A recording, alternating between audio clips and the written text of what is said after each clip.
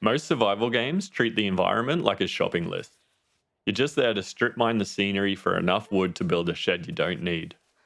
But Cairn is different. It treats the landscape like a professional boxer, and you're the heavy bag. It's a climbing simulation that understands a fundamental, uncomfortable truth. Nature doesn't actually care if you reach the summit.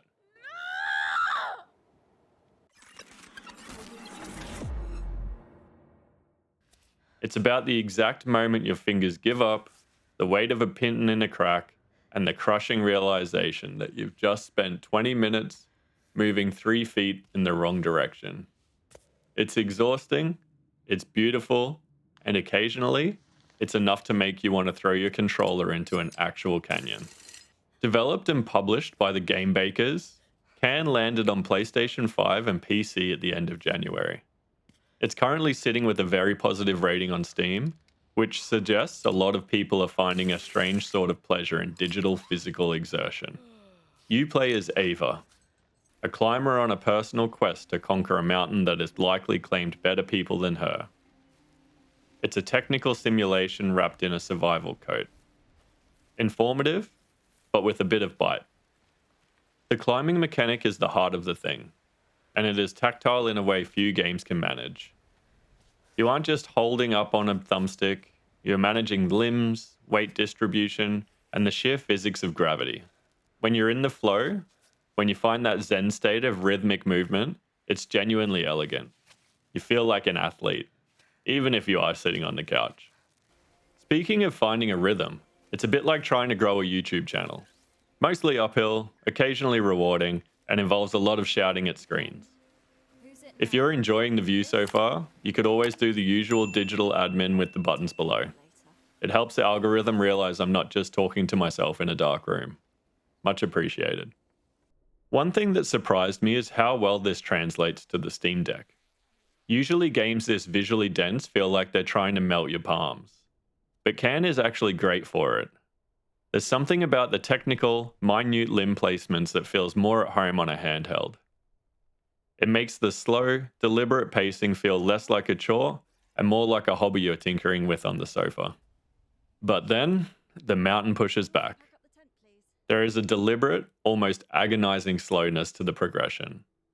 You'll see the peak, you'll want to charge for it, and the game will politely remind you that your stamina is gone and your gear is failing. I played New Heights a while back, which felt a bit more technical with limb placement, but it lacked the soul we have here. Can takes that technical foundation and gives it a reason to exist. Visually, it's stunning.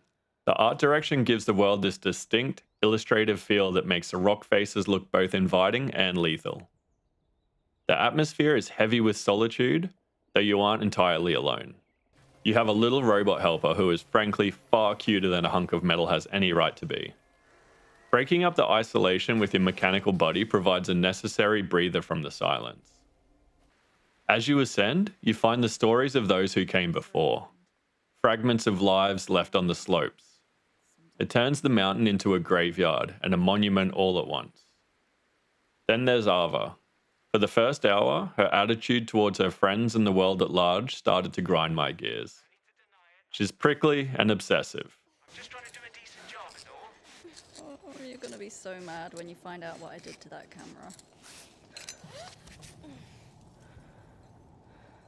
But as the vertical miles tick by, you start to understand the why.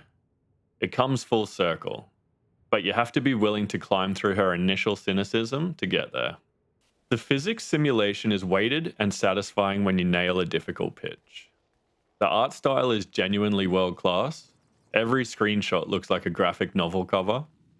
The resource management adds a layer of genuine tension. A misplaced pitten isn't just a mistake, it's a potential death sentence. The pacing will be a deal breaker for some though.